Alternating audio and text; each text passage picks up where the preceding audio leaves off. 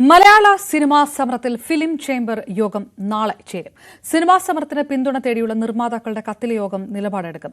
Cinema മേഖലയെ അനിശ്ചിതകാലത്തേക്ക് സ്തംഭിപ്പിക്കുന്ന സമരപരിപാടി ഒഴിവാക്കണമെന്നും ചർച്ചകളിലൂടെ പ്രശ്നപരിഹാരത്തിന് ശ്രമിക്കണമെന്ന ഫെഫ്കയുടെ നിലപാടിനാണ് പ്രസക്തിയെന്നും ഫെഫ്ക ഡയറക്ടേഴ്സ് യൂണിയന്റെ പ്രമേയത്തിൽ പറയുന്നു. ഡാനി പോൾ കൊച്ചിയിൽ നിന്ന് വിവരങ്ങളുമായി ചേരുന്നു.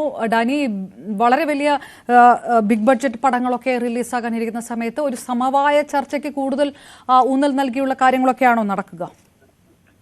അപർണ, ഇപ്പോൾ വരുന്ന ഒരു പ്രധാനപ്പെട്ട വിഷയം അത് തന്നെയാണ്. കാരണം മലയാള സിനിമയിലെ വലിയ വമ്പൻ റിലീസുകൾക്ക് തയ്യാറെടുക്കുന്നു. പ്രത്യേകിച്ച് ഒരു അവധിക്കാലം അടക്കമുള്ള ഈ പരീക്ഷാകാലം കഴിഞ്ഞാൽ അവധിക്കാലത്തിലേക്ക് എല്ലാം തന്നെ കടക്കുകയും ചെയ്യുന്നു. അങ്ങനെ വലിയ രീതിയിലുള്ള ഒരു പ്രതീക്ഷ നൽകുന്ന ഒരു സമയത്താണ് ഈ ഒരു സിനിമ മുന്നോട്ട് പോകാനുള്ള ഒരു തീരുമാനം വരുന്നത്. അത് മലയാള സിനിമയെ പ്രതികൂലമായി ബാധിക്കുമെന്ന രീതിയിൽ തന്നെയാണ് സിനിമാ രംഗത്തുള്ളവർ തന്നെ വിലയിരുത്തുകയും ചെയ്യുന്നത്.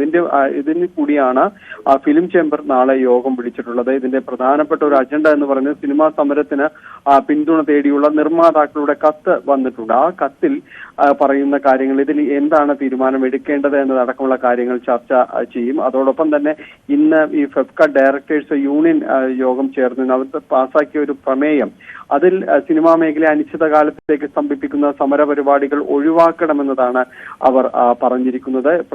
പ്രധാനമായും തന്നെ ചർച്ചകൾക്ക് അതിൽ കൂടുതൽ ഊന്നൽ നൽകണം, ചർച്ചകളിലൂടെ പ്രശ്നപരിഹാരത്തിന് ശ്രമിക്കണമെന്ന ഒരു നിലപാട് ഫെഫ്ക വന്നിട്ടുണ്ട്. ആ നിലപാടിന് തന്നെയാണ് പ്രസക്തി എന്ന ഫെഫ്ക ഡയറക്ടേഴ്സ് യൂണിയൻ ചൂണ്ടിക്കാണിക്കുകയും ചെയ്യുന്നു. ആശയവിനിമയത്തിലൂടെ പരിഹരിക്കാൻ കഴിയാത്ത വിഷയങ്ങളെ ചലച്ചിത്ര സംഘടനകൾ തമ്മിലുള്ളൂ എന്നും അവർ ചൂണ്ടിക്കാണിക്കുകയും ചെയ്യുന്നു. എന്നാൽ അതേസമയം തന്നെ ഇരട്ട നികുതി അടക്കമുള്ള പ്രശ്നങ്ങളിൽ അത് സർക്കാരുമായി ചർച്ച നടത്തിക്കൊണ്ട് സമവായത്തിലേക്ക് എത്തുകയും വേണം.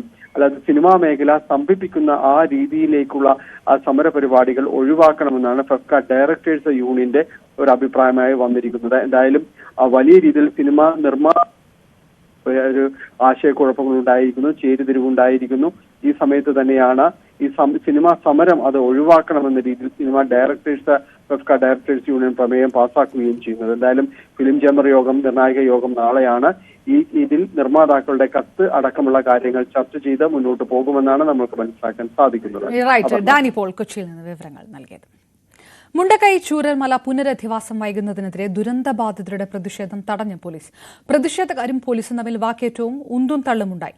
സമരപ്രഖ്യാപനത്തിന് പിന്നാലെ ഉരുൾപൊട്ടൽ പുനരധിവാസത്തിനുള്ള രണ്ടാംഘട്ട കരട് പട്ടിക തയ്യാറായി. 81 കുടുംബങ്ങളാണ് രണ്ടാംഘട്ട പട്ടികയിൽ.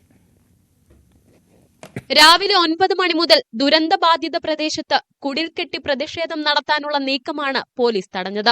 ബെയ്ലി പാലത്തിന് സമീപത്ത് വെച്ച് പ്രതിഷേധക്കാരെ പോലീസ് തടഞ്ഞു. ഇതോടെ ദുരന്തഭൂമിയിലെ പ്രതിഷേധം സംഘർഷത്തിന്റെ വക്കോളമെത്തി. ജനശബ്ദം ആക്ഷൻ കമ്മിറ്റിയുടെ നേതൃത്വത്തിലായിരുന്നു പ്രതിഷേധം. വാർഡ് 10-ൽ 42, 11-ൽ 29, 12-ൽ 10 എന്നിങ്ങനെ കുടുംബങ്ങളെ ഉൾപ്പെടുത്തി പുനരധിവാസത്തിനുള്ള രണ്ടാംഘട്ട കരട് പട്ടിക തയ്യാറാക്കി. ഇതോടെ ടൗൺഷിപ്പിൽ 323 കുടുംബങ്ങളായി. ആദ്യഘട്ടത്തിൽ 242 കുടുംബങ്ങളുടെ പട്ടിക പ്രസിദ്ധീകരിച്ചു. നാളെ ജനകീയ ആക്ഷൻ കമ്മിറ്റി കളക്ടറേറ്റിനു മുൻപിൽ ഉപവാസ സമരം നടത്തും. 5 സെന്റ് ഭൂമി മാത്രം നൽകുന്നതിലും കേന്ദ്ര സർക്കാർ പാക്കേജ് പ്രഖ്യാപിക്കാത്തതിലും ദുരന്തബാധിതർക്ക് പ്രതിഷേധമുണ്ട്. ന്യൂസ് 18 വയനാട്.